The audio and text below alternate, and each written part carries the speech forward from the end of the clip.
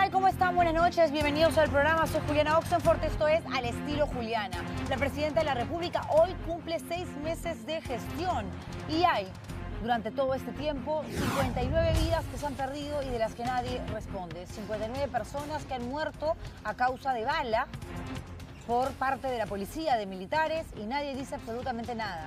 Ella ha manifestado que el viernes públicamente va a hacer un balance de su gestión.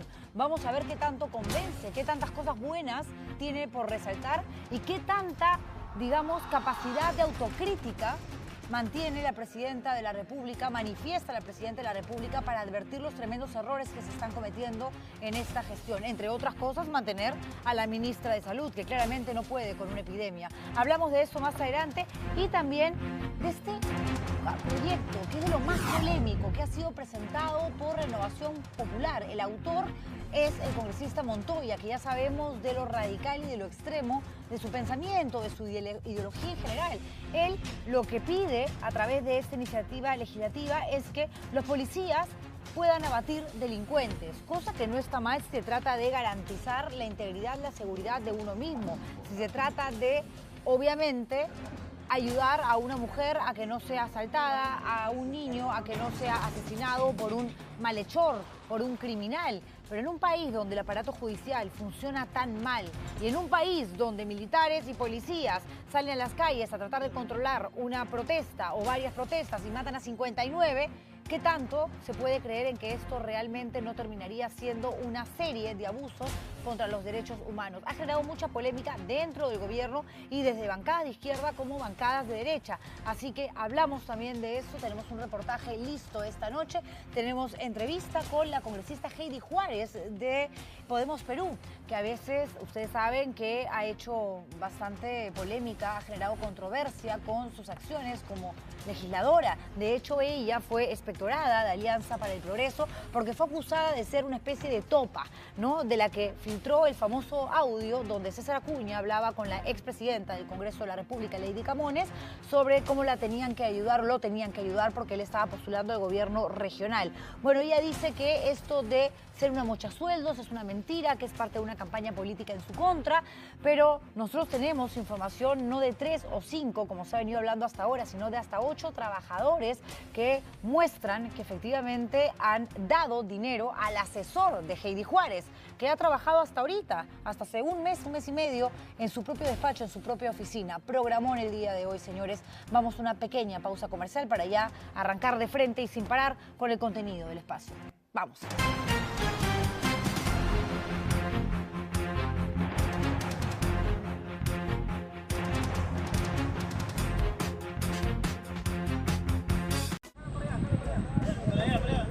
Después de 72 horas de estar desaparecida, el cuerpo de Gretel Guerra Araníbar fue encontrado a orillas de una playa chalaca. Una búsqueda por cielo y mar para encontrar a la madre de familia de 33 años que llegó a la capital desde su natal Cusco para disfrutar de un fin de semana y que terminó de la manera más trágica, tras ahogarse en una playa de Magdalena la tarde del último domingo. La Marina de Guerra del Perú, quien inició un operativo de rescate a tempranas horas de lunes, dio con el cadáver de la joven cuando recorría la costa de sur a norte. 3 días intensos de búsqueda. El cuerpo de Gretel fue hallado en la playa Carpallo del Callao. Con apoyo de la policía de emergencias y el serenazgo del distrito, levantaron el cuerpo. Una de sus hermanas, quien viajó a Lima y estuvo presente desde la desaparición, Gabriela, se mostró agradecida por el trabajo de los medios y las autoridades. No hay palabras para lo que siento y realmente agradecemos a todos por sus oraciones, a todos los medios de comunicación que nos han apoyado para esta búsqueda, que sí están ahí. Muchas gracias por su apoyo. La víctima deja a una niña de 12 años en la orfandad. Qué historia tan triste, ¿no? Ayer hablábamos y decíamos, sí, de hecho a la familia no se le puede pedir que pierda esa cuota de fe y esperanza, que es lo que van a abrazar con todas sus fuerzas mientras no aparezca el cuerpo de esta chica de 33 años que deja a una pequeña de 12 en la orfandad. Pero han pasado varios días, eso sucedió el fin de semana, como les contaba. Ella había venido a Lima de Cusco solamente para asistir con una amiga a un concierto. Y ya su último día en la capital era básicamente para disfrutar de algunos lugares que a ella le gustaban mucho, como por ejemplo la playa. Y se van a una playa en San Miguel, que es una zona bastante brava, se acerca a la orilla, viene una ola, la arrastra y bueno, no se supo absolutamente nada más. Esto a pesar de que estaban acompañadas, estas dos chicas, de un amigo que trata de rescatarla, pero el mar, el oleaje estaba tan fuerte que resultó imposible. La policía, los agentes de rescate en general trataron durante varias horas y días hacer todo lo que estaba al alcance de sus manos para buscar a esa chica con también la esperanza de que todavía pudiese respirar, pero la noticia es esta, que fue hallada en el mar del Callao y obviamente ya convertida en cadáver. Desde aquí nuestras condolencias, por supuesto, a toda la familia, sobre todo a esa niña de 12 años, me parte el alma realmente. A ver, señores, si no me vieron cuando empezó el programa, antes de la pausa comercial, quiero contarles que hoy vamos a hablar de Dina Boluarte, porque hoy se cumplen 6 meses de gestión y ha dicho que el viernes va a hacer un balance de lo que ha transcurrido en este medio año desde que llegó y asumió el poder en Palacio de Gobierno.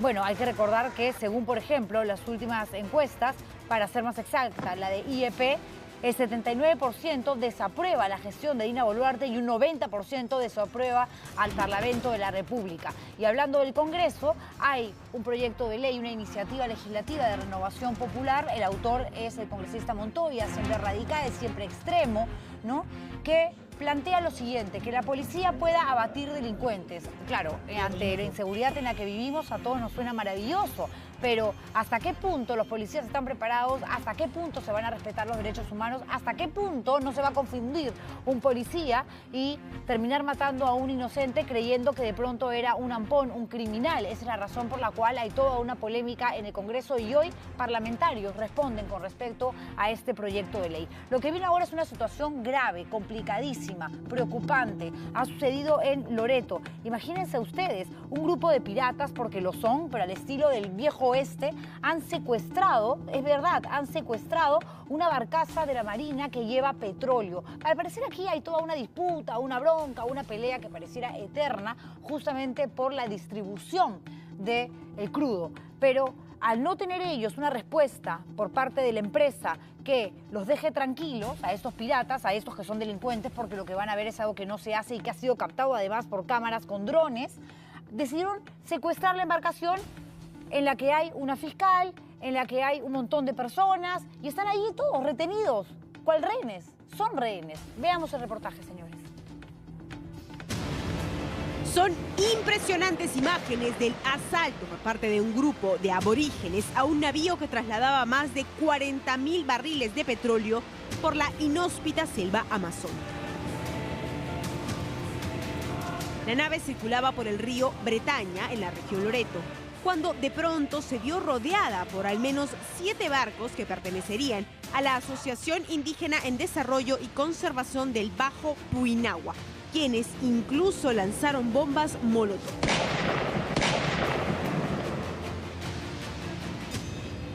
La embarcación, perteneciente a la empresa Petrotal, intenta esquivar el ataque, pero nada pudo hacer. Sucedió en el distrito de Puinahua, donde se ubica el campo Bretaña Norte del lote 95. Igual suerte tuvo esta embarcación de la Marina de Guerra, emboscada por pequeñas naves cuyos ocupantes, armados con lanzas y otros objetos punzocortantes, tomaron el control. Producto de este hecho, el oficial Abraham Zabal Oliver quedó con heridas de gravedad. La gente nativa no es así. Estos son vándalos que aparentemente en un afán de hacer daño actúan como una especie de piratas, lanzando bombardas, lanzando objetos que dañan no solamente a la embarcación, sino a la persona. Según el gerente de Petrotal, las 2 naves, incluidos los tripulantes, permanecen retenidos por esta comunidad. Estas embarcaciones fueron retenidas y secuestradas el día de ayer, alrededor de las 8 de la mañana. Actualmente más de 24 horas están retenidas una embarcación con 40.000 barriles de petróleo y otra embarcación de bandera brasilera vacía, es cierto, pero con tripulantes a bordo. Y cualquier cosa puede pasar en las manos de estos señores, dado que tienen lanzallamas, tienen otros objetos que pueden hacer daño a la embarcación y eventualmente provocar un derrame que sería una catástrofe. Las protestas iniciaron el pasado 28 de mayo tras la denuncia de los pueblos indígenas que acusan a la petrolera de violar sus derechos colectivos. Sin embargo, y según la empresa, estas comunidades desconocen la aprobación del reglamento de administración del Fondo de Desarrollo para el distrito de Puinahua y quieren imponer sus reglas. Hasta el momento, el río Bretaña continúa bloqueado por estos huelguistas, impidiendo el ingreso y salida de embarcaciones.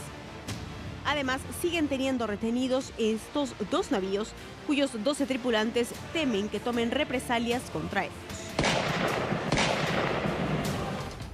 Secuestrados en medio del río. Y ojo, que esto no nos lleve a generalizar y a decir, ya, todos los que forman parte de comunidades nativas son delincuentes. No, delincuentes son estos piratas que han tomado por asalto esta embarcación que lleva petróleo, que es una embarcación de la Marina de Guerra del Perú. Son exactamente las 7:35 de la noche y nos vamos hasta Loreto para conversar con nuestro compañero Ricardo Dávila y que nos dé más detalles de cómo está la situación allá en el oriente peruano. ¿Cómo te va, Ricardo? ¿Cómo están las cosas? ¿Qué se sabe primero? Lo más importante de los 12 tripulantes que están justamente en esta embarcación.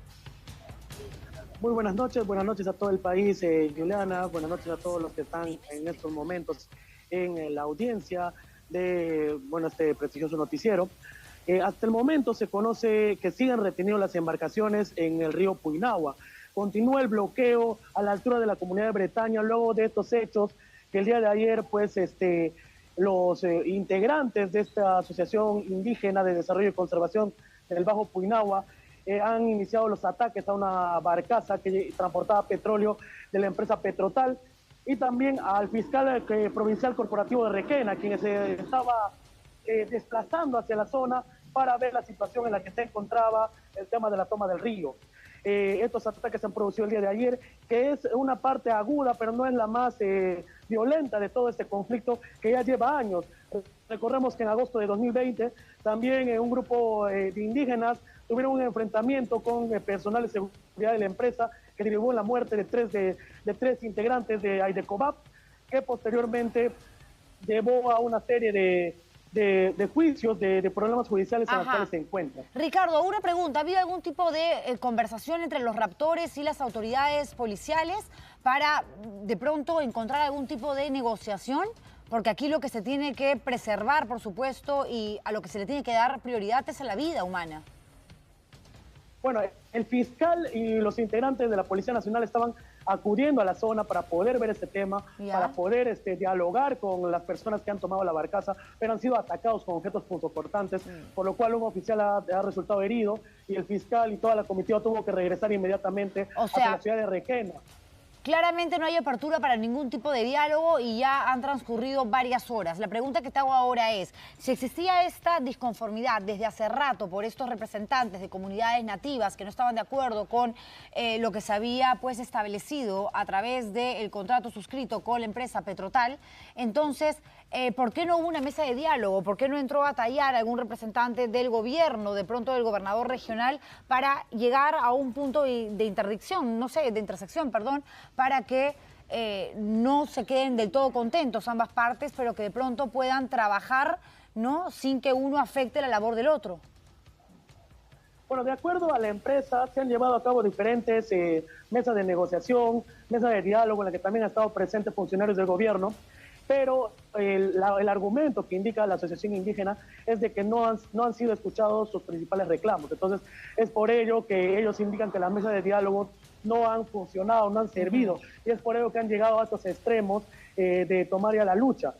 Por parte de la empresa indican que ellos han puesto en disposición el tema del 2.5 de barriles de petróleo, que es el tema principal, primordial, que están ahorita en debate, en protesta. La empresa indica que ha dado todas las facilidades a las comunidades para que la administración sea equitativa, tanto entre la empresa, las autoridades de la municipalidad en este caso de Bretaña, de Puinahua, y también con integrantes de las comunidades indígenas que son integrantes de esta asociación. pero por parte de ahí de Cobat indica que no hubo mayor avance, que no han servido esta mesa de diálogo y que por ende no han sido escuchados. Eso es que no se ha llegado efectivamente a ningún puerto, literalmente no se ha llegado a ningún puerto, por eso estamos viendo a una barcaza de la Marina varada en medio del río con personas secuestradas y con delincuentes, porque lo son, que han llegado armados, ¿no? Y que además se entiende, o por lo menos ha trascendido, que tendrían hasta bombas Molotov. Un peligro verdaderamente en medio del río. Vamos a estar al tanto, por supuesto, de la información. Mientras tanto, te agradezco, Ricardo Dávila, por informarnos desde Loreto sobre esta que es una noticia que evidentemente ha trascendido el día de hoy y que por supuesto preocupa. Y lo que viene a continuación también preocupa, porque hoy, 7 de junio, se celebra el Día de la Bandera, uno de los símbolos patrios, ¿no? Y en Puno uno puede entender, ¿no?, el malestar que existe, sobre todo por aquellas muertes que hasta ahora han quedado impunes, por el dolor de muchas familias que han perdido a un hijo, a un tío, a un primo, a un esposo, pero no puedes atentar de ninguna manera contra la bandera. Lo que han hecho hoy justamente en esta festividad, en esta fecha especial, es izar una bandera, pero negra, negra. Y eso no está bien. Alzar la voz, protestar pacíficamente, decir esto no nos gusta, alzar la voz, pararte en una plaza con una pancarta, con un megáfono, eso es sanísimo, incluso es bueno para una democracia, y ustedes en Puno tienen más derecho que cualquiera a protestar justamente por lo que ha sucedido y por lo que nadie responde. Pero esta no es la forma, de ninguna manera. Veamos la nota.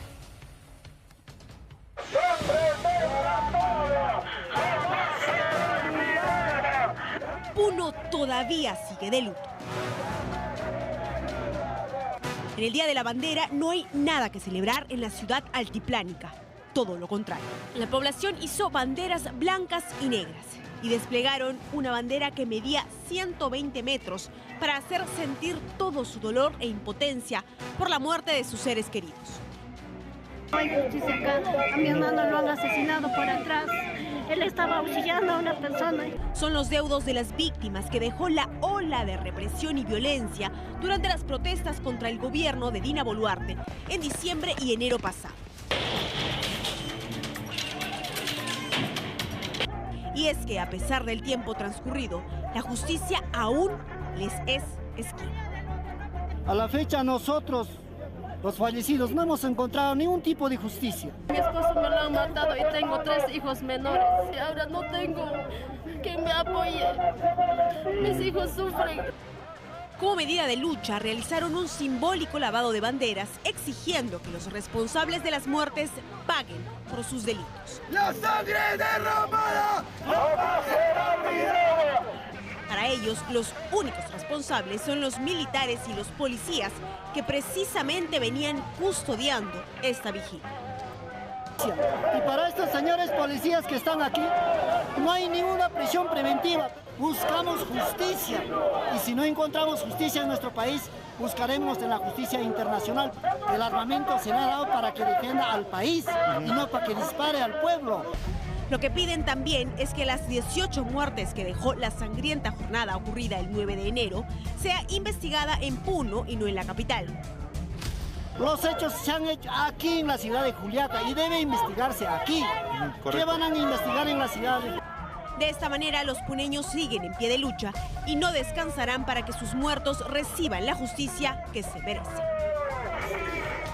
Y claro que no tienen que descansar hasta encontrar justicia. Por supuesto que apoyamos esa iniciativa y nos sumamos evidentemente a los reclamos de estas personas que han visto morir a gente que aman y que no tenían absolutamente nada que ver con los delincuentes que se filtraron en las diferentes movilizaciones. Pero Puno se tiñó de sangre y ellos no han debido de teñir la bandera porque es un símbolo patrio y porque es algo que arremete finalmente contra la identidad.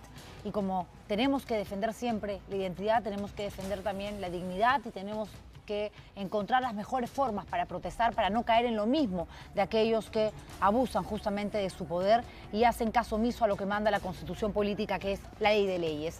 Vamos a pasar a un tema social que nos preocupa y que nos entristece, por supuesto, porque el protagonista tiene tan solo 17 años y se encuentra en estado vegetal.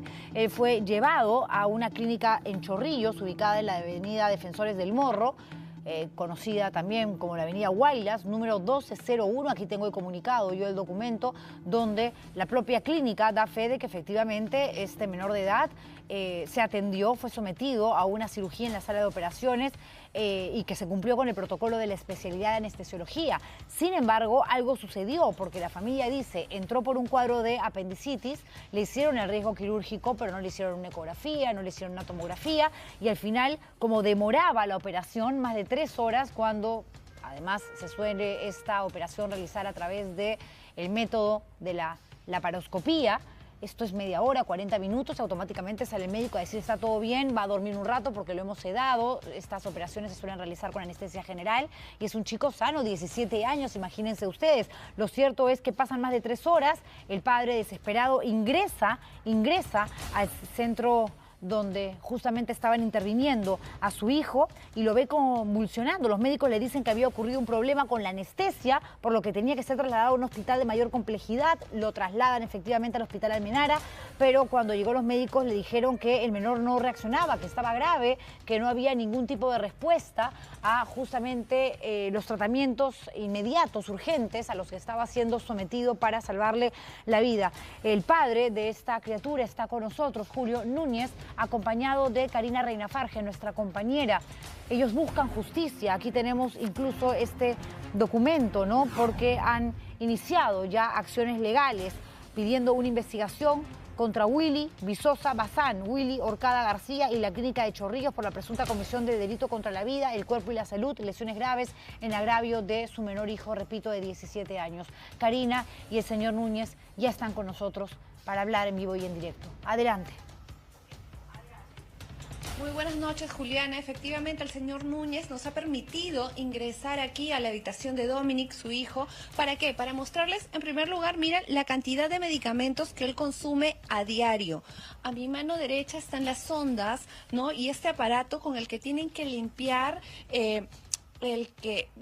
valga la redundancia, el otro aparato que él tiene en la tráquea, porque él no puede respirar ya por sí solo, porque él necesita este aparato para respirar e incluso también come a través de sondas que están conectadas al estómago. Aquí nos acompaña el señor Julio Núñez y la señora Luisa Reyes, padres de Dominic. Nos han permitido, nos han brindado la autorización para que ingresemos hasta aquí, porque lo que ellos quieren es obviamente que todo el Perú vea la realidad que ellos se enfrentan día a día.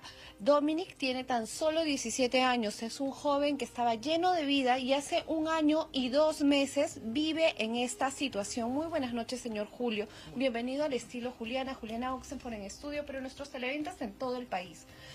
Como bien lo ha dicho nuestra conductora, ustedes llevaron a su hijo en abril del año pasado a esta clínica Chorrillos, y aquí tengo un documento, Juliana, ¿no? Donde ellos mismos aceptan que se presentó una eventualidad anestesiológica, ¿no? Que le provocó una arritmia a Dominic.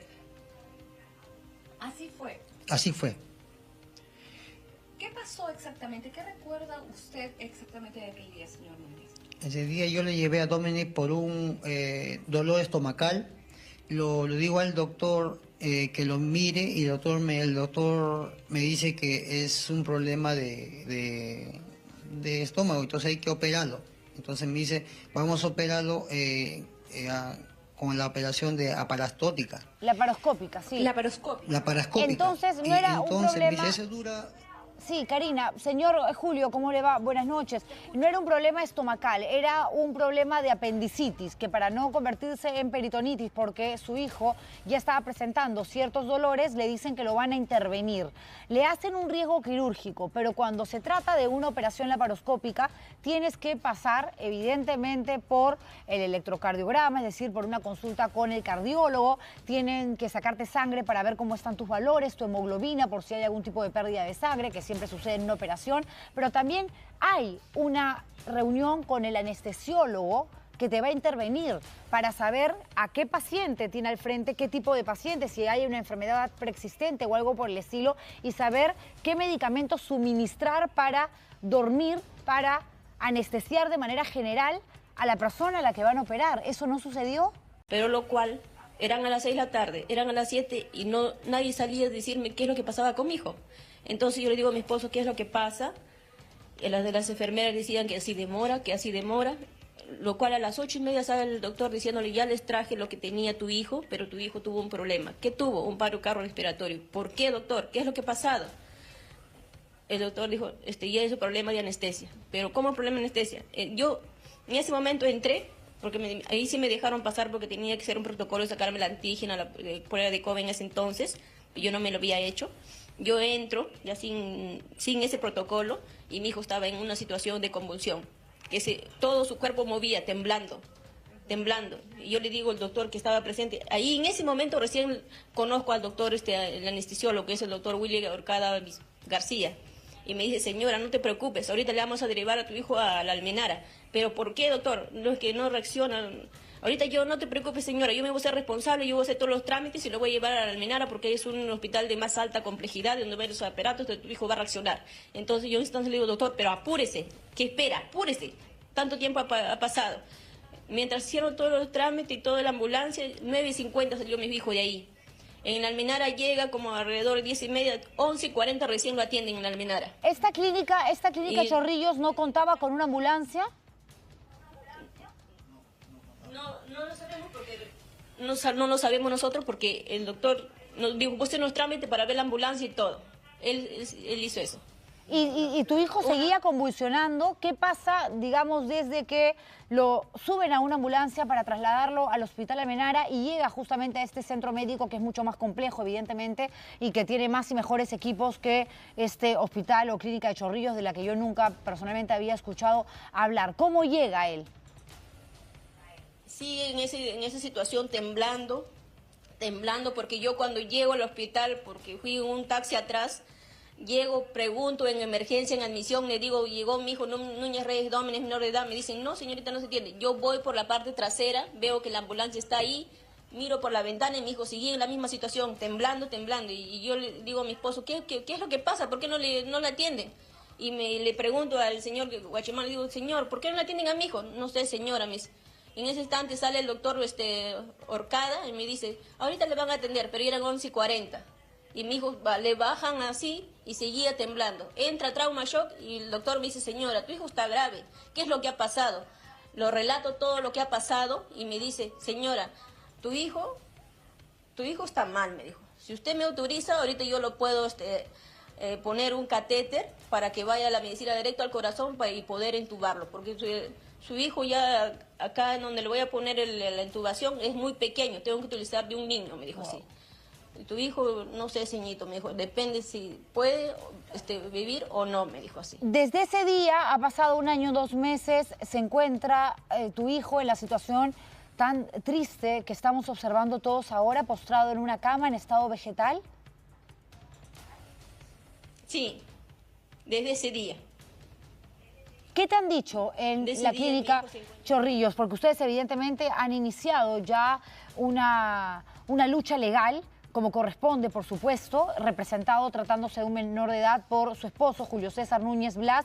¿Y qué dicen en la clínica? Porque lo que nosotros tenemos aquí es solamente un documento que da cuenta de que efectivamente ustedes llevaron a su hijo, que se cumplió con presentar los protocolos de cirugía en la sala de operaciones y el protocolo de la especialidad de anestesiología. Pero a ver, hay algo que tiene que quedar claro. No es una operación compleja la de extraer el apéndice, pero se necesita siempre para la intervención a través de una técnica que es muy moderna y mucho más segura, que es la laparoscópica, siempre de anestesia general. Y para ser sometido a una operación con anestesia general no solamente te tienen que sacar sangre, repito, y pasar por el cardiólogo. El anestesiólogo también te tiene que evaluar, porque es básico, fundamental, que se sepa, dependiendo de tu peso, de tu altura, de tu edad, cuánta medicina, cuánta dosis de medicamentos se va a requerir durante la intervención, que suele ser muy cortita, te lo dijeron, 30, 40 minutos, para dormir plenamente a la persona, porque en realidad lo que significa, en lo que consiste la cirugía general, es que tus pulmones pasan a depender de un ventilador mecánico, estás como en estado de coma y pareciera que de esta situación ya tu hijo no salió porque efectivamente algo sucedió con la anestesia. ¿Eso no te han dicho, no te han explicado a través de la presencia de un abogado, de pronto de la familia, los representantes de esta clínica? No, no me han explicado, señorita. Solamente ellos dicen es una eventualidad que ha pasado, que a veces sucede así y nada más. Pero no me explican así precisamente qué es lo que pasó, qué es lo que exactamente, quién ha cometido el error. El cirujano me dice que la operación está perfecto. El anestesiólogo me dice que él lo estuvo tratando, que está bien, que a veces sucede y tu hijo le sucedió. Eso es lo que me ha dicho nada más. Señora. Pero yo digo, algo ha pasado con mi hijo. ¿Por qué? Si mi hijo entró bien, entró caminando. Hubiese entrado agonizando, no digo nada. Mi hijo entró caminando. O sea, ¿tenía alguna enfermedad? Que se investigue. ¿Qué es lo que ha pasado? ¿Tenía alguna enfermedad preexistente en algún momento, en algún chequeo? No sé, de pronto se arrojó alguna situación, algún hecho que tuviese que ver con algún problema coronario, algún problema del corazón, cardíaco. Mi hijo no ha sufrido de ningún problema cardíaco ni nada. Mi hijo siempre ha sido un niño, un joven sano. Incluso él tocaba música, o sea, no sufría de nada mi hijo. Una simple gripe no es una enfermedad crónica, Así es. digamos. De acuerdo, no. Claro, Estamos tampoco. totalmente de acuerdo. Fue la primera vez que mi hijo fue a una clínica para operarse. Pero usted nos narra con detalles, Karina, lo que le manifiesta el médico que operó, que de hecho es un médico general, y lo que también responde el anestesiólogo. Yo quiero saber si esas declaraciones ya obran también en el Ministerio Público, si ellos ya han sido citados a declarar. El Ministerio Público nos ha ignorado a nosotros, e incluso han archivado el caso de mi hijo. Y cuando yo fui, un amigo me hizo el favor de averiguar, porque no tengo plata para buscar un abogado que me sustente, que me haga todo el cargo, porque no sé cómo se hace ese proceso. Prácticamente el Ministerio Público archivó el caso de mi hijo. Incluso yo dije, ¿por qué lo archivan a un menor de edad? No hay justicia en este pueblo, dije. Entonces eso es lo que yo quisiera, que se haga justicia y en la Fiscalía de Chorrillos. Y está en la Fiscalía de Chorrillos. Señor Núñez, ¿me está diciendo que esta investigación ya fue archivada? Fue archivada, señorita Juliana. ¿Y ustedes han apelado? Hemos apelado, pero no nos hacen caso. Como está apelado, no nos hacen caso. No sabemos cómo defender, cómo prácticamente ser justicia. Es tremendo. Queremos realmente. A una entidad que nos ayude. Sí. ¿Algún abogado, por favor, que nos pueda ayudar, que se pueda poner en contacto con esta familia, con la familia Núñez?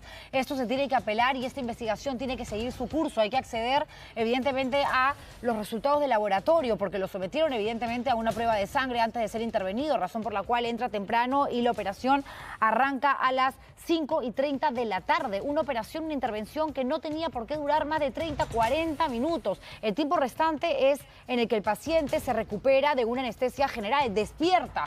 Pero la operación, donde los médicos están allí, digamos, actuando, procediendo, es muy corta. Una de las operaciones, de hecho, más sencillas, con la laparoscopia, es la del apéndice. Por Dios, esta familia necesita justicia. No es posible ver a un chico de 17 años que entra caminando a una clínica y ahora estar así, postrado, en estado vegetal, en la cama, junto a sus padres. Karina, muchísimas gracias por este enlace, gracias a la familia por permitirnos entrar a casa y desde aquí nuestra solidaridad. Y esta será una ventana evidentemente abierta siempre para este caso, para saber qué sucede mañana o en el transcurso de los próximos días. Karina, antes de terminar, ¿me querías comentar algo? Sí, es que los abogados de esta clínica prácticamente han lanzado amenazas a esta familia. Entonces yo quería que la señora Luisa nos las comente en vivo. Sí, solamente decirle que la señorita abogada de los doctores que está llevando el caso, nos ha dicho mi esposo que si nosotros salíamos en la prensa a decir eso, nos va a demandar. Bueno, eso es lo que, que los demande. Pero a ver, que los demande. No se preocupe, señora. Para mi hijo, porque mi hijo, ¿cómo se va a quedar así? Era un chico prometedor. Señora, que los demande. No se van a atrever a hacer eso con ustedes. Y menos ahora que han hecho esta historia pública y que tienen el respaldo, estoy segura, de los televidentes. Van a haber abogados que se van a poner en comunicación con ustedes y estamos nosotros aquí, no para hacer justicia porque no es lo que nos corresponde, pero sí para manifestar situaciones absolutamente extrañas, con una suma de interrogantes que nosotros no podemos responder y que para eso está el Ministerio Público, la Fiscalía, que se atrevan a demandarlos. Los quieren amenazar, que es otra cosa y no lo van a lograr. Vamos con un reportaje que ha preparado para nosotros Carlos Viguria, que tiene que ver con un proyecto muy polémico presentado por Renovación Popular. El autor, el congresista Montoya. Ya sabemos que este parlamentario suele ser bastante extremo, radical en la percepción, ¿no? Sobre todo en materia de seguridad ciudadana. Lo que él ha puesto sobre la mesa es un documento diciendo que pide que la Policía Nacional tenga luz verde para abatir delincuentes en flagrancia, cosa que en medio del caos en el que vivimos, donde nos roban, secuestran, matan, violan todos los días, suena bien. Pero ojo, no estamos en Suiza, no estamos en Australia, no estamos en Canadá, estamos hablando del Perú, donde el aparato judicial comete graves errores, donde hay muchísima corrupción y donde de pronto un policía mañana se equivoca y piensa que la persona que está entrando a un chifa es un ladrón, le dispara a matar y se enteran que era un comensal que estaba vestido de negro porque ese día se le ocurrió usar ese tipo de indumentaria. Hay que tener mucho cuidado, señores, porque aquí lo que está en juego también son los derechos humanos de ustedes, mío, de cualquiera. Y la policía ya ha demostrado en más de una oportunidad, no todos, pero parte de que hacen un uso indebido justamente de la fuerza del orden. El reportaje, las conclusiones y sobre todo las reacciones en el propio Congreso de esta iniciativa legislativa. La nota es de Carlos Viguria. El crimen rebasa las calles y la inseguridad remece al país. Y como la policía no se da abasto, el Congreso les dará una mano. O mejor dicho, le dará la ley del viejo oeste. O sea, estamos dándole a la policía, liberándolo para que pueda actuar con el arma que le da el Estado. Se trata de un proyecto de Jorge Montoya, de Renovación Popular, que le permite a la policía abatir a delincuentes a balazo limpio. Esa ley permite protegerlos. En caso de flagrancia, cuando vean que alguien con un arma a atacar a alguien, puedan dispararle directamente, sin cumplir los protocolos que existen actualmente, que son imposibles de cumplir. Porque cuando terminen de cumplir el protocolo, ya recibió el tiro el policía, no el ladrón.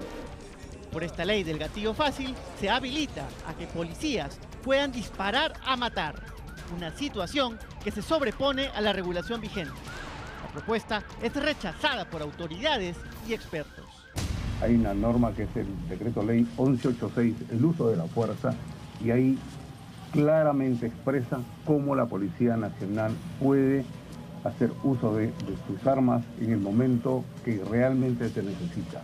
Que eso le da la oportunidad al policía ejercer la autoridad y hacer el uso del arma adecuadamente cuando tiene que enfrentarse a un delincuente que está con armas. Redundante y contradictorio con lo que ya existe en la actualidad respecto al uso de armas por parte de la fuerza pública como es la policía. Una situación de flagrancia, por supuesto que la policía lo puede utilizar, pero eso no significa que se va a, digamos, abatir a un presunto delincuente sin ningún tipo de parámetro o límite, ¿no? Para eso está, digamos, la justicia ordinaria, que es la que tendrá que disponer cuál es la sanción que le corresponde a esa persona. Con una norma así, se legalizarían las ejecuciones extrajudiciales para la policía, convirtiéndolos en jueces y verdugos.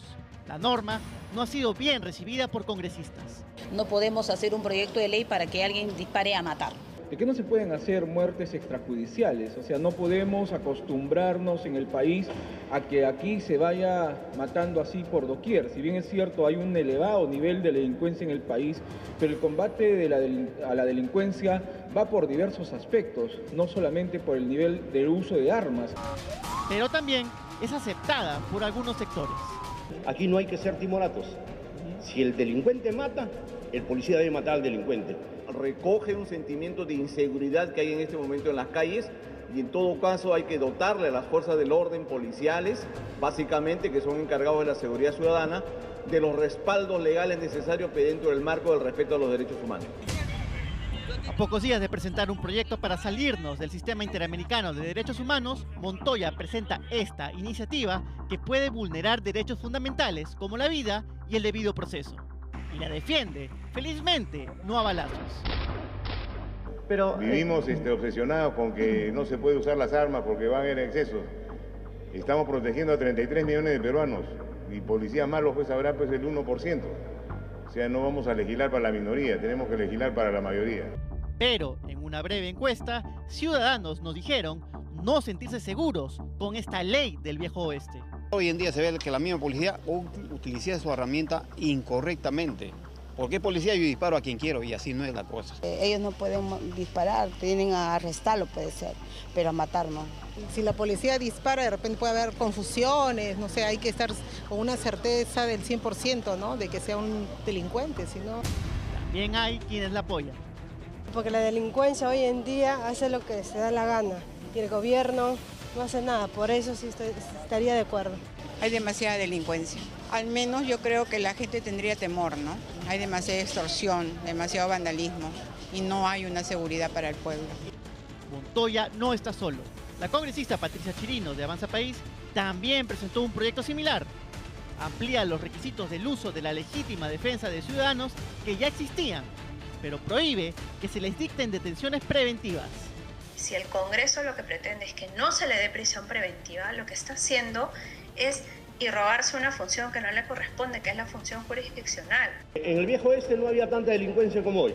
En el viejo oeste no violaban tanto como hoy. Los derechos humanos son un cuento, una historia que ha venido a darle más látigo al ciudadano. El proyecto aún está pendiente de análisis y debate en comisiones, pero desde ya el duelo por esta ley del disparo fácil empezó en pasos perdidos. Me voy a ir rápidamente a la pausa comercial para regresar con una congresista en realidad, la parlamentaria Heidi Juárez, quien ha sido denunciada por algunos ex trabajadores de también mocharles el sueldo a través de su asesor. Nosotros hemos presentado ya una información el día de ayer, ella nos mandó una carta y ha decidido participar en una entrevista en vivo conmigo aquí, así que la recibo cordialmente, por supuesto, como a todos, pero eso luego de la publicidad. Vamos con los anunciantes y regresamos.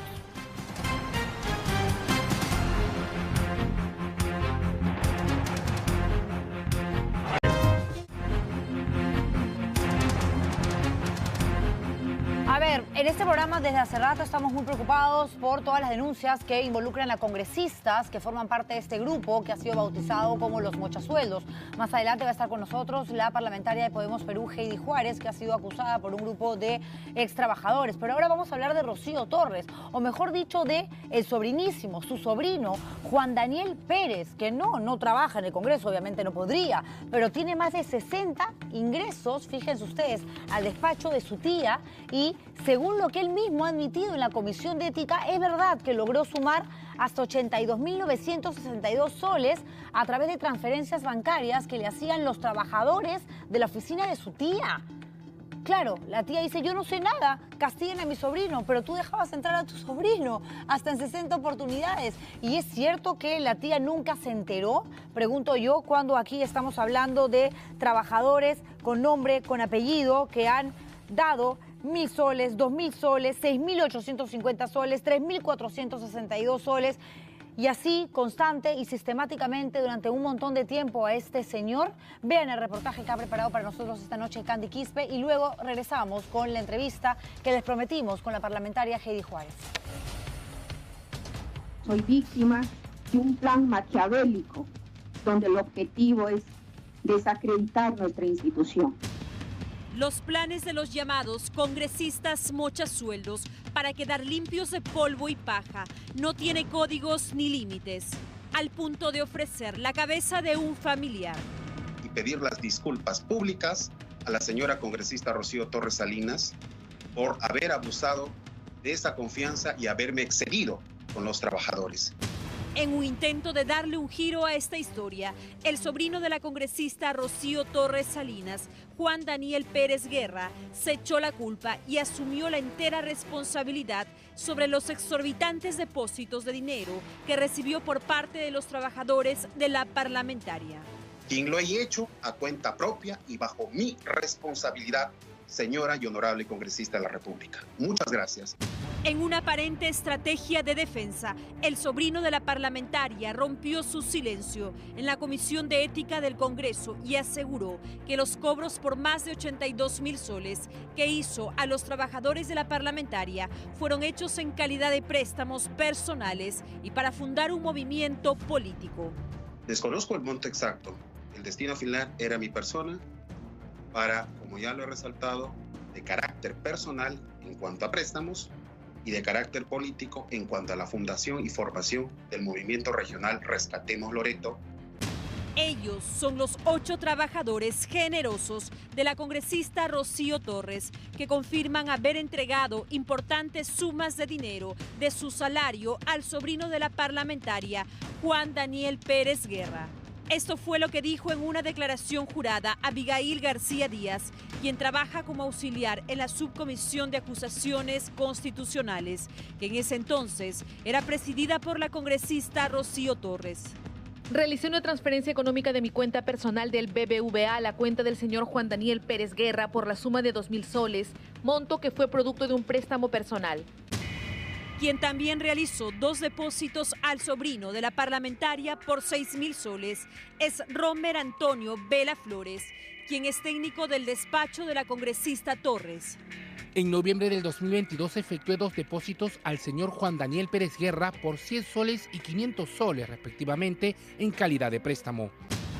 En la lista de empleados dadivosos del despacho de la congresista Torres también encontramos a Jesús Humberto Sierra Tapia, quien depositó 4.400 soles al sobrino de la parlamentaria. En su declaración jurada dijo: el 30 de junio del 2022 he realizado un préstamo personal de naturaleza dineraria al señor Juan Daniel Pérez Guerra a través de una transferencia interbancaria del BCP al Interbank. Pero también hubo aquellos trabajadores que aseguraron haber entregado fuertes sumas de dinero a solicitud del sobrino de la parlamentaria, según dijeron, para apoyar obras sociales. Uno de ellos es Hans Rodríguez Vela, quien transfirió 13.850 soles a la cuenta de Juan Daniel Pérez Guerra. Por mi propia voluntad y decisión, he realizado transferencias bancarias al señor Juan Daniel Pérez Guerra para el apoyo de obras sociales en la región Loreto. Dichas colaboraciones no requirieron la aprobación o participación de nadie más, excepto mi persona. Y nada tuvieron que ver con la congresista Rocío Torres Salinas. Esto fue lo que dijo Cecilia del Pilar Salazar Matos, ex asesora de la congresista desde julio del 2021 a agosto del 2022. Durante varios meses de los años 2021 y 2022 he realizado contribuciones para la formación del movimiento regional Rescatemos Loreto. Esas contribuciones los he efectuado a través del señor Juan Daniel Pérez Guerra. La parlamentaria negó haber solicitado los montos de dinero a sus trabajadores a través de su sobrino que no trabaja en el Congreso. Sin embargo, según el registro de visitas del Legislativo, Juan Daniel Pérez Guerra visitó 25 veces al despacho de la congresista Rocío Torres. En la lista también encontramos 6 visitas al despacho del esposo de su tía, Fernando Meléndez, cuando este era congresista por APP. Él asistía al despacho como pudiera asistir cualquier otro ciudadano, presidenta. Pocas veces o casi no he preguntado, conversaba, tenía conocimiento que trabajaba en su tesis para sustentar su título. Asisto al Parlamento desde la edad de 8 años y siempre he tenido una admiración por el Parlamento Nacional como primer poder del Estado. Testimonios y declaraciones que vienen siendo investigados por la Comisión de Ética del Congreso en el caso de los 9 parlamentarios llamados los mochasueldos. La congresista Rocío Torres presentó una denuncia penal contra su sobrino Juan Daniel Pérez, buscando echarle toda la responsabilidad. Sin embargo, el Ministerio Público investiga si la parlamentaria habría actuado en complicidad con su familiar. Claro, en pocas palabras, lo que ha hecho este sobrino, Juan Daniel Pérez, ¿no?, el sobrino de la congresista Rocío Torres, es asumir toda la responsabilidad, autoflagelarse, ¿no?, autoculparse, decir, sí, yo pedí esta plata, efectivamente no hice bien, pero mi tía no tiene absolutamente nada que ver. Pero es raro, porque él dice que le encanta el Congreso, que admira la función parlamentaria, bueno, que postule y a ver si tiene suerte. No por eso va a aprovechar que tiene un familiar que es parlamentario, que accedió a una curul porque la gente la eligió para prácticamente vivir en la oficina de la señora y llegar a tener una relación cercana, de hecho, no con estos 5 ex trabajadores como manifiestan algunos, son 8, según la información que ha conseguido Candy Quispe y Alonso Ramos en la investigación que acabamos de mostrar. De hecho, muchos no se indican directamente a la congresista por temor a las represalias que puedan existir. Y hablando de parlamentarios que están dentro de este grupo, al que se le ha bautizado como los mochasueldos, Heidi Juárez está con nosotros aquí en los estudios de Al Estilo Juliana. A ella la están investigando en Fiscalía por presunto delito de contusión. La acusan ex trabajadores de haberles recortado el sueldo a través de cobros irregulares y está aquí para responder. Buenas noches. Muy buenas noches, Juliana. Gracias por la invitación. Quiero hacer la acotación que tu personal periodístico jamás me invitó a tu programa, bajo ningún punto me han buscado para hacer los descargos correspondientes y es por ello que vengo acá a aclarar. Mandó una carta cosas. ayer y yo la leí. Sí, es una manera de dar derecho a réplica. Bueno, yo y también hoy día está invitada. Sí, porque claro, desde el primer momento he dado la cara. He dado la cara, Juliana, porque la idea es transparentar todo lo que se está haciendo y que estas investigaciones, como ya se han venido haciendo, tanto en ética como tú lo has dicho, en fiscalía, se demuestre que no, en mi despacho, bajo ningún punto ha habido el tema de recorte de sueldos. A ver, congresista Juárez, son 3 trabajadores, Henry Horna, Luz Advíncula y luego el tercero o la tercera, que es Edith Lorenzo Alejos. Si me permite, el primero en la Comisión de Ética dijo, él me dijo, refiriéndose a Miguel Ángel Chafloque, quien entró al Parlamento siendo asesor 2 y luego se convirtió en asesor principal, él me dijo que la contribución era de 1.000 soles mensuales. Luz Advíncula menciona, el monto solicitado fue de 1.000 soles en febrero del año pasado, 2022. Luego Edith Lorenzo dice, ella también era asesora, esta mujer era asesora de la Comisión Multipartidaria que usted presidía. En febrero del 2022, a mí también Chafloque me pidió 1.000 nuevos soles. O sea, todos coinciden en que su asesor principal, el que era su asesor principal, les pedía dinero de manera constante. ¿Y usted no sabía nada? Bajo ningún punto, y vengo a desmentir. En primer lugar, quiero hacer la aclaración de que el señor Miguel Chafloque ya no trabaja en mi oficina. Desde hace poco, ¿no? Yo le quité la confianza el 10 de marzo del 2023. El día que sale la nota periodística en Ginebra, porque a mí me gusta que las cosas se den de forma clara y transparente. Y lo dejé hasta el 15 de marzo para que entregue el cargo y todos los pendientes que habían en la oficina y no tenga que regresar nunca más a la oficina, hasta que se aclare todos estos hechos. Lo llamé a mi oficina, le pedí un informe, el informe lo tengo acá está el memorándum en el cual yo ceso a la persona el 10 de marzo del 2023.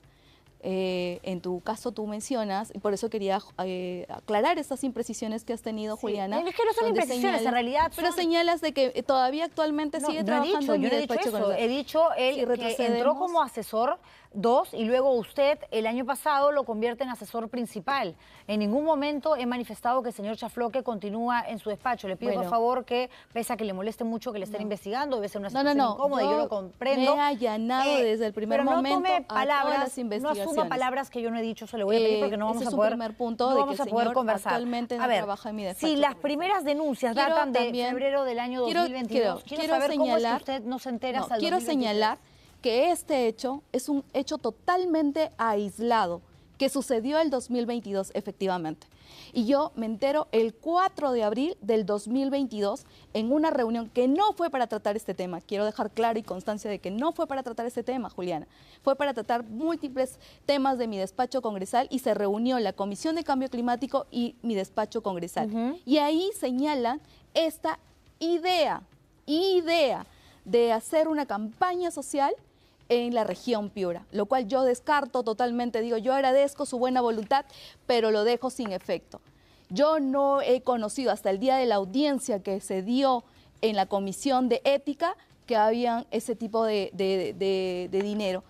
En primer lugar, el señor Miguel Chafloque señala que es en calidad de préstamo y acá tengo su informe y aquí lo tienes que... Y aquí están los vouchers, ¿no? Y los señores, claro, calidad de préstamo que se dio el dinero y se devolvió. Ya, pero es que... Ojo, y quiero dejar constancia, Juliana, que el 4 de abril del 2022, ni antes, porque eso sucedió en febrero, porque eso es lo que señalan las personas el día de la audiencia, el 4 de abril que nos reunimos, no me dicen bajo ningún punto que había habido desembolso de dinero. Bajo ningún punto. El señor Miguel Chafloque Domínguez, en su testimonio ante la comisión, ni antes, ni después me señala, Juliana, y nadie me toca la puerta. Y me sorprende mucho que los 4 asesores, en este caso los 3 que están señalando, que son de mi entera confianza, porque esa es la idea, la señora Amparo era mi asesora 1. ¿Y por qué cree que todos están también contra quiero usted, señalar, entonces? todavía quiero señalar acá que tú has sacado a relucir los nombres porque yo no los iba a nombrar, porque yo he preguntado en la Comisión de Ética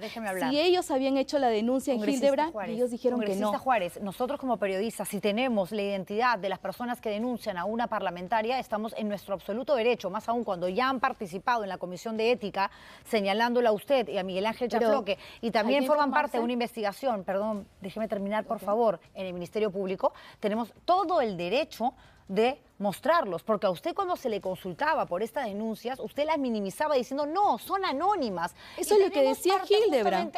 Pero Hildebrand en el 10 de marzo señaló que eran anónimas. Por eso déjame explicarte. Ya, te voy a explicar, Juliana. El periodista de Hildebrand, en la Fiscalía, señala 5 nombres, de los cuales 3 se presentaron a Ética, y yo les pregunté y les dije, ¿ustedes han denunciado a Hildebrand? Dijeron no, bajo ningún punto. Pero no está ahorita hablando con un periodista de Hildebrand ante sus 13, que además es un medio que respeto mucho. Pero está conmigo, hablemos del informe que hemos mostrado nosotros, donde presentamos la cara, los nombres, los rostros de las personas que denunciaron con sus respectivas participaciones en la Comisión de Ética y en el Ministerio Público. Entonces, cuando a usted se le preguntaba, decía, no, son anónimos, esa denuncia no vale nada. Sin embargo, ahora ya tiene otro discurso porque ya hay nombres y apellidos. Bajo ningún punto, Juliana. Yo, el día de la audiencia, no sabía bajo nada quiénes eran las personas que denunciaban. No conocía nombres, no sabía nada, estaba a la deriva, no sabía. Entonces, ¿por qué cesó a Miguel Ángel Chafloque? ¿Por qué lo sacó si estas eran denuncias que no tenían mayor validez por supuestamente ser anónimas? Porque las cosas se hacen bien desde un primer inicio. Le dije, quiero que se aclare todo esto, porque son anónimas, señalamos las denuncias. Dije, quiero que se aclare de esto,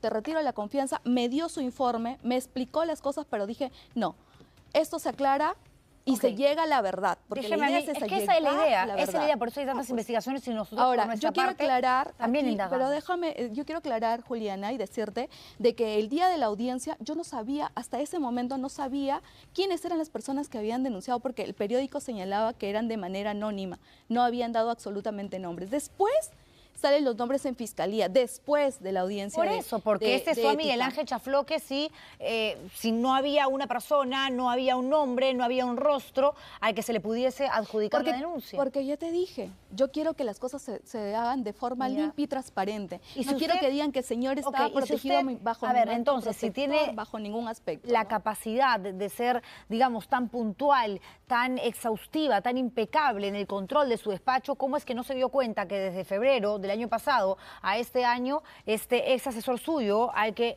le da además la oportunidad al poco tiempo de haberlo contratado, de convertirlo en su mano derecha, en asesor principal, no se entera de que estaba pidiéndole dinero a otros trabajadores de su oficina y de la comisión multipartidaria? Ha sido un hecho totalmente aislado, Juliana.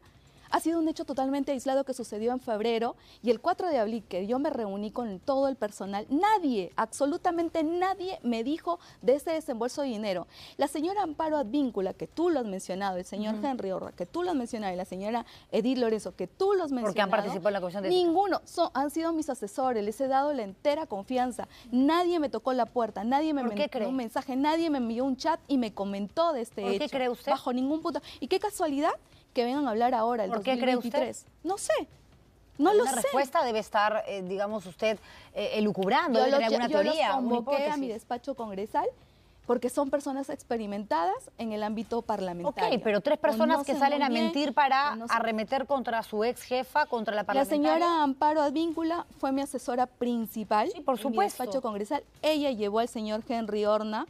Ella me lo recomendó al señor Henry Orna y ella me recomendó a la señora Edith Lorenzo. ¿Ya? Así han sido las contrataciones. Ok, pero acá hay un tema que no estamos tocando y que es importante, ¿no? Sí, hay un chat de Henry Orna, uno de los trabajadores del 21 de marzo, a Chifloque, a su ex asesor principal, donde le dice, listo, 1K, refiriéndose a 1.000 soles de apoyo a la campaña y los 38 soles del almuerzo. Y se refieren en las conversaciones también vía WhatsApp a ayuda que usted habría estado solicitando para la candidatura de su padre, totalmente que quería ser alcalde de Paica. Totalmente falso, Juliana.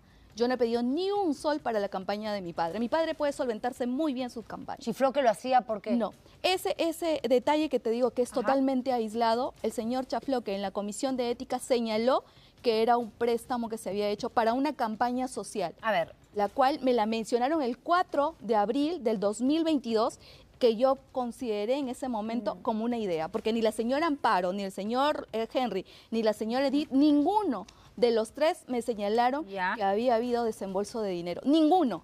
Ni antes del 4 de abril, ni después. Y ojo. Su número de teléfono era el 949-009. No voy a terminar de mencionar los dígitos. ¿Ese era su número? Claro, es su número. ¿Por qué? ¿Es suyo? ¿De ¿Le quién? pertenecía a usted? No, yo lo tengo hasta la vez. Ah, el 949-009, no voy a decir el resto de números, yo lo tengo desde los evidentemente. 17 años. Ok, usted en una conversación le dice, amigo, ¿podrás dar una charla a los candidatos de APP en Paita para que den entrevistas? Claro, amiga, les hacemos su media training. ¿Cuántos minutos? En teoría 45 minutos. Claro. La práctica depende de cuántos son. 7 candidatos, se haría virtual, le damos 20 minutos a cada uno, ¿no? O sea, usted habla, ¿no? Y pide que coordinen con Miguel Ángel Chafloque, claramente, para hacer este tipo de asesorías para una se dio campaña. un día no laboral, que fue sábado o domingo, cualquiera de esos Pero días. usted no recuerdo. puede pedirle Permíteme, estos por favores a favor. sus El señor trabajadores del Henry despacho. Horna pertenece a APP, al igual que yo en ese momento pertenecía a APP. Yo he llevado una vida partidaria. Yo soy mujer de partido. Sí, pero ellos son trabajadores de su pero despacho. han hecho una charla, única charla. No importa, aunque única hayan sido charla 3, 4 en un día o media no charla. laborable. Pero un día laboral. Dime Pero tú, ¿le parece como correcto, mujer de ético? partido, ¿Le parece ético a como usted mujer de pedirle eso a sus partido? trabajadores? A mí no me A ver, parece. Ellos permíteme. reciben un sueldo por lo que les corresponde hacer en su oficina, en su despacho. No. Aquí quiero aclarar las cosas. Ambos, tanto el señor Henry Horna como Heidi Juárez, yo he hecho vida partidaria en APP. Y hasta la vez creo que el señor lo sigue haciendo, porque fue asesor de campaña del candidato a la región de Cajamarca. Esto no anula. No fue para ayudar a su papá que estaba a candidatos en la región participando en la alcaldía de Paita. Me lo pidieron y ojo, que fue para poder establecer el tema de comunicación, porque Y de paso en ayudar a su Alianza padre. para el Progreso a mi papá no le han dado ninguna capacitación de manera individual, por si acaso. Esa Pero fue sí grupal. única, Pero grupal sí. que Su fue un padre día fuera participó del día en laborable. una asesoría grupal. Porque mi padre postuló por Alianza para el ¿Y Progreso. a usted le parece Juliana, eso y estaba ético? todos Que los usted destine a candidatos. sus trabajadores, por más fin de semana que sea, para A que le ver, hagan a ver, media a ver. training a un grupo A donde ver, está su padre. No, Juliana, ahí yo quiero hacer la aclaración. Hágalo. El señor Henry Horna pertenece a Alianza para el Progreso. Hace tiene que vida ver? militar, vida política Pero es un en Alianza trabajador para de el su Progreso. despacho y su eso padre fue no un y su pedido. padre no era congresista, no es congresista. La No, es que congresista yo no, usted. yo no he utilizado mi cargo como congresista, por si acaso. No, Juliana. ¿Usted cree que si fuera cualquiera Bajo haría ningún trabajar así nomás a alguien sábado y domingo para que vaya a hacer media Ha training sido a un grupo de entre sábado y domingo. candidatos, entre ellos su papá? No, Juliana. Quiero que aclaremos las cosas aquí bien. Aclárelas. No, yo las estoy aclarando y te las estoy diciendo, Juliana. El señor no me Henry convence, Horna le soy honesta. pertenece a Alianza para el Progreso y como integrante de Alianza para el Progreso se le pidió esa comunicación, porque él llevaba todo el tema de la comunicación de Alianza para el Progreso dentro del partido. ¿Por qué cree usted, en todo caso, que ahora Miguel Ángel Chafloque, a quien usted ha cesado, manifiesta que usted sabía de esto, ¿no?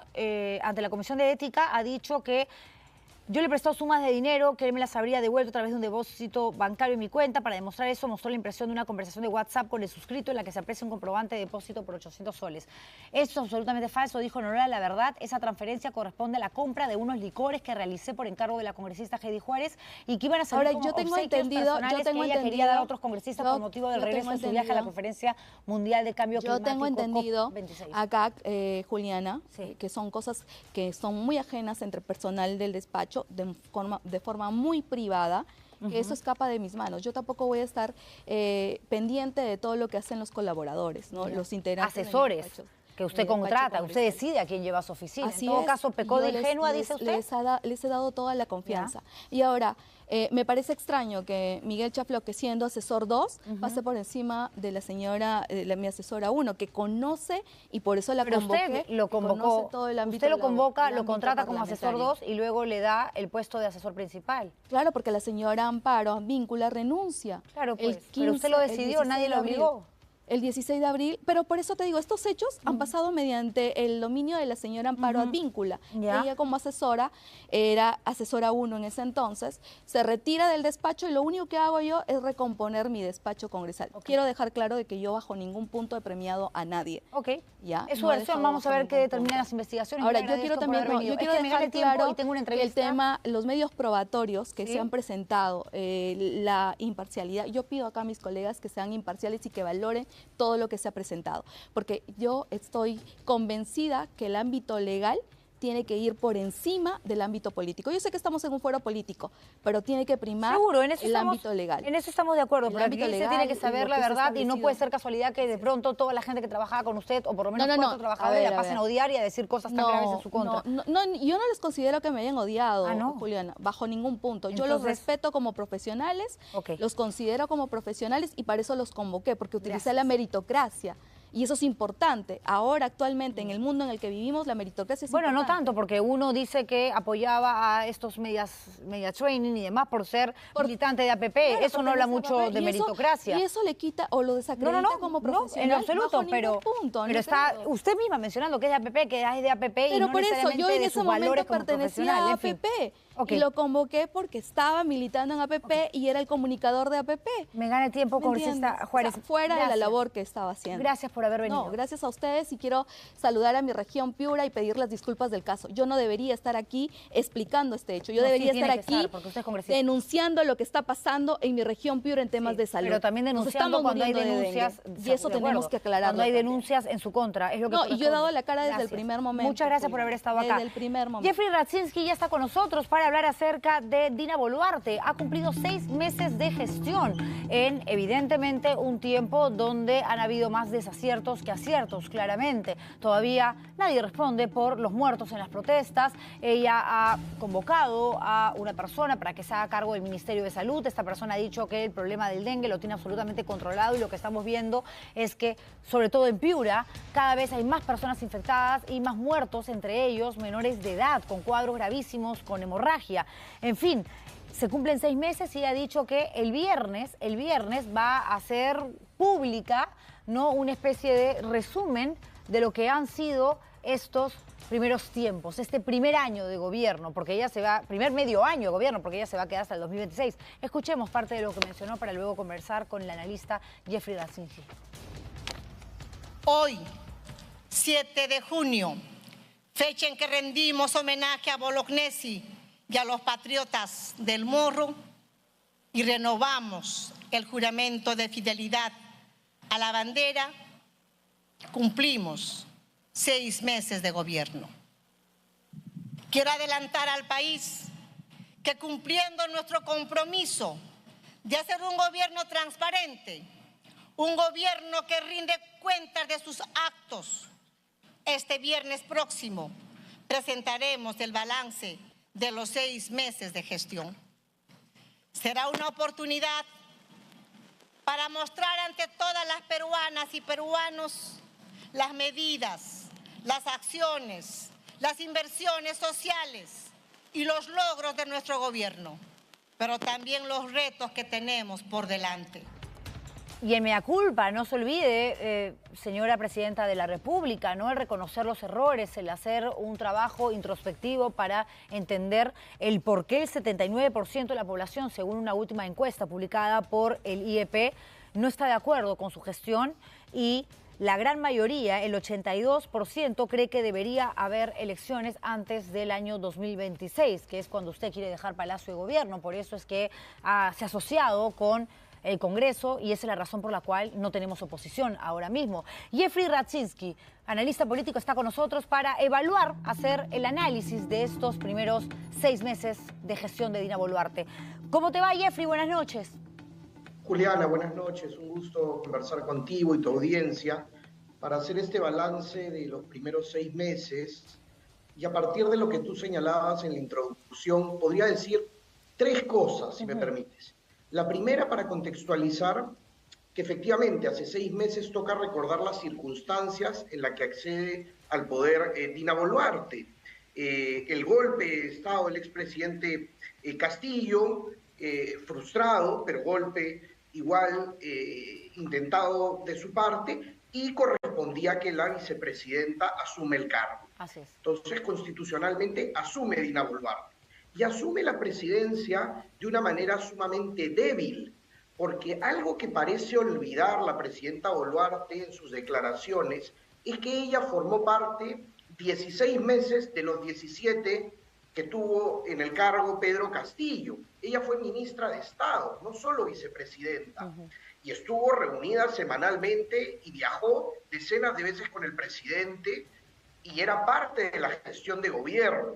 Entonces, cuando hace una crítica, digamos, de lo anterior, es una crítica a un equipo que ella integraba. De acuerdo. Lo segundo que creo es importante es que a esta presidencia débil, porque ingresó sin partido, recordemos que fue expulsada de Perú Libre, sin bancada, ya estaba totalmente fracturado el Parlamento, y sin respaldo, sin aprobación ciudadana, que en ese momento era baja y en este momento es mucho más baja aún, 16% según Ipsos.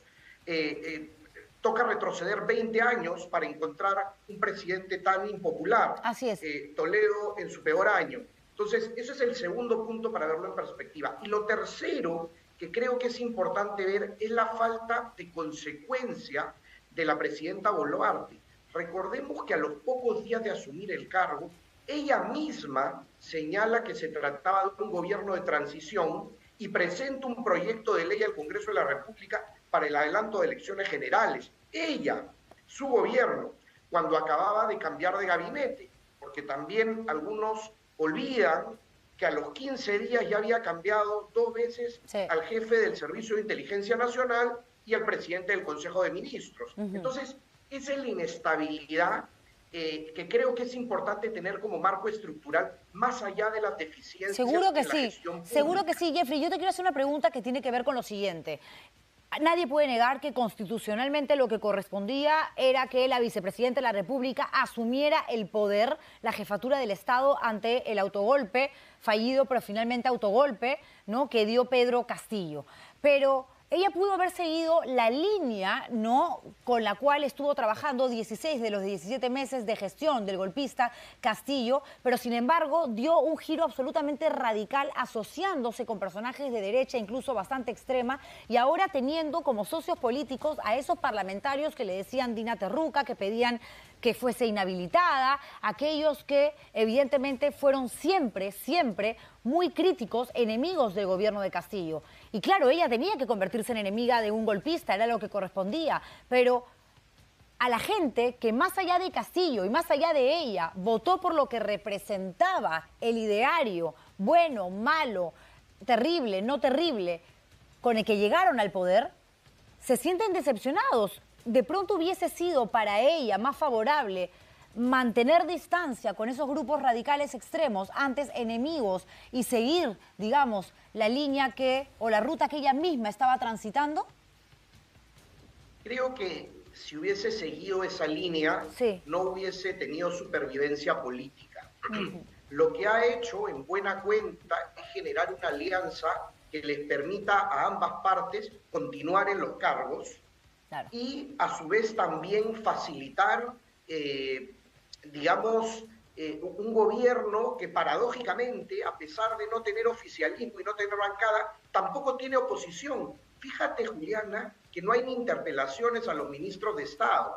Entonces, lo que hay es una suerte de alianza tácita, como decías en tu introducción, y la postura que asumió, creo, la presidenta Boluarte fue de un pragmatismo para la supervivencia en el cargo.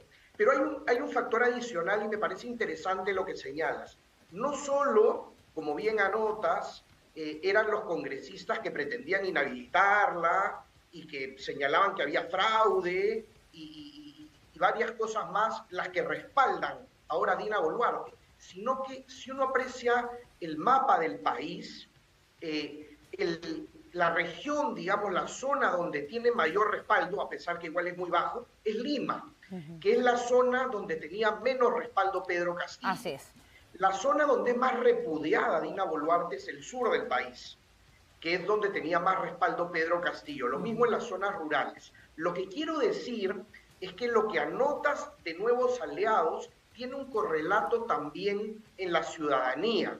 Entonces, esa distancia y esa brecha no solo está a nivel de alianza, sino, digamos, en la propia dinámica social. Claro, porque al no tener oposición en el gobierno, en el Congreso de la República, al no haber hecho absolutamente nada para sancionar, por lo menos políticamente, a aquellos que tenían que, evidentemente, poner el pecho porque eso es lo que le corresponde a los ministros tras las muertes suscitadas en las protestas, al colocar a su íntima amiga, ¿no?, y ex asesora de imagen de Palacio de Gobierno como gerente de Canal 7 y de Radio Nacional. Esto, digamos, son acciones, son decisiones bastante aisladas de lo que representa una democracia en sí. Entonces, ¿a qué estamos jugando? El anterior gobierno no respetaba la democracia y de hecho no la respetó cuando Castillo dio un golpe de Estado, pero la señora Dina Boluarte pareciera ir por el mismo camino, con otras formas de pronto, pero con un fondo similar.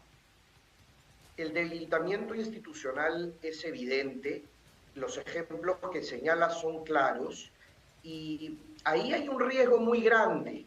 El primero es que esta profunda crisis y este debilitamiento institucional del que venimos hablando ya desde hace años, lo que genera, por un lado, es indignación y bronca de la gente, un nivel de representatividad político bajísimo, mucho más bajo que el promedio de la región, pero aparte de eso genera también más distancia de la política y el debate público. Y eso es muy peligroso en una democracia. Hay un debilitamiento sin duda de la institucionalidad, y eso creo que se está agravando. Lo que sucede es que la política tiene que analizarse también en términos relativos y comparados. La administración pública en la época de Pedro Castillo era incluso peor, era bastante peor. Entonces, mi sensación es que si bien la gestión pública en este momento es bastante deficiente, y el ejemplo del dengue creo que es claro, solo en Piura 60 muertes, en el año 2023 tener así a cientos de personas hospitalizadas graves, la verdad es que es inaudito, es imperdonable. Y eso es un factor que la gente lee con la reacción a las inundaciones por no retroceder y seguir hablando del pésimo manejo de las protestas. Pero lo que tenemos que ver en perspectiva es que hace un año, creo yo, la administración pública se encontraba en el peor momento del siglo XXI. Entonces, y con un nivel de corrupción impresionante. Pero ahora lo que estamos viendo, y lo manifestabas hace un rato, Jeffrey, es un nivel de incoherencia que ha llevado a que ella misma convoque a juristas, a reconocidos constitucionalistas para conformar una comisión consultiva. Esto en clara defensa de su imagen de cara al extranjero, pero también, ¿no?, interiormente, a manera de local, ¿no? Pero son personas que muchas de ellas gritaban fraude, fraude, fraude. Entonces, ¿cómo pasas a defender a una persona que supuestamente ha llegado a Palacio de Gobierno de manera ilegítima porque sigues creyendo o creíste en su momento que hubo trampa en el proceso electoral? O sea, no hay ningún tipo de lógica en las decisiones que se toman con relación a los discursos dados y seguramente a los discursos que están por venir, desde decir que ella no tiene comando, cuando la presidenta de la República y jefe de Estado es el jefe máximo también del Comando Conjunto de las Fuerzas Armadas.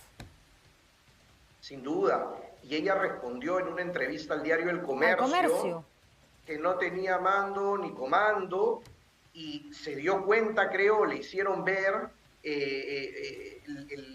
la magnitud de lo que había dicho y la reacción de las Fuerzas Armadas y policiales, y al día siguiente lo que hizo fue reunirse con ellos, tener gestos, ascensos, mensajes. Entonces, lo que quiero decir es que hay un nivel de precariedad enorme. Hay una gestión pública que continúa de manera mediocre, pero en términos relativos creo que hay un avance significativo en varios sectores, toca decirlo también respecto a lo que teníamos el año pasado. Yo creo que hay varios sectores que se han mejorado muchísimo, el aparato organizativo, administrativo, tecnocrático, que estaba, la verdad, en una calamidad enorme el año pasado. Pero hay una inconsistencia brutal, Juliana, con los ejemplos que has puesto, con los que he señalado yo, y creo que con esa inconsistencia es probable no solo que las protestas vuelvan, sino que el desánimo y el deterioro, la brecha entre representantes y representados se haga más grande. Y eso es una bomba de tiempo, Juliana. Eso es una bomba de tiempo, exactamente. Me has robado la frase. Me queda 1 minuto de programa, Jeffrey, pero esta es la última pregunta que te quiero hacer. ¿Llega Dina Boluarte hasta el 2026 y por lo tanto llega el Congreso de la República también hasta el año 2026? Porque el Parlamento no va a hacer nada, evidentemente, para que ella salga, pero la población podría salir nuevamente, despertar nuevamente en las calles y no queremos más violencia, no queremos más muertes. ¿Qué crees tú? Creo que todavía es prematuro afirmar que se va a cumplir, digamos, el plazo constitucional de 2026. Creo que lo que va a presionar también un probable debate sobre adelanto de elecciones es la situación económica complicada en el país y que se puede complicar más en próximos meses. Y creo que va a depender, como siempre, del Congreso de la República, que tiene un juego propio, ¿no? No tengo una respuesta certera sobre eso, Juliana. Creo que es incierto. Y parte de nuestro problema es la incertidumbre. De acuerdo. Cuando deberíamos donde tener estamos periodos todos, de 5 que es el años. lugar donde estamos parados todos, en medio de una incertidumbre donde no sabemos qué va a pasar ni siquiera mañana, en el transcurso de las próximas horas, justamente por la falta de coherencia, ¿no? Porque no hay un discurso realmente rígido donde uno pueda tener fe y esperanza que aquello que guste o no, finalmente está en función a lo que manda la Constitución, en respeto a un Estado de Derecho, de la democracia y en función al compromiso que hace, evidentemente, la autoridad máxima, políticamente hablando, de un país, que es la presidenta. Yo te agradezco muchísimo, Jeffrey, por esta entrevista y el viernes estaremos atentos a lo que diga en su balance de los primeros 6 meses. Gracias, Jeffrey. Un abrazo. Estaremos. Gracias también. Cuídate mucho. Y gracias a ustedes por vernos, señores. Nos reencontramos. No. Mañana Pilar Higashi me va a reemplazar porque yo tengo un evento familiar al que no puedo faltar. Y el viernes estaré aquí con ustedes nuevamente. Se quedan en excelentes manos, por supuesto, con Pilar mañana jueves. Cuídense mucho. Chao.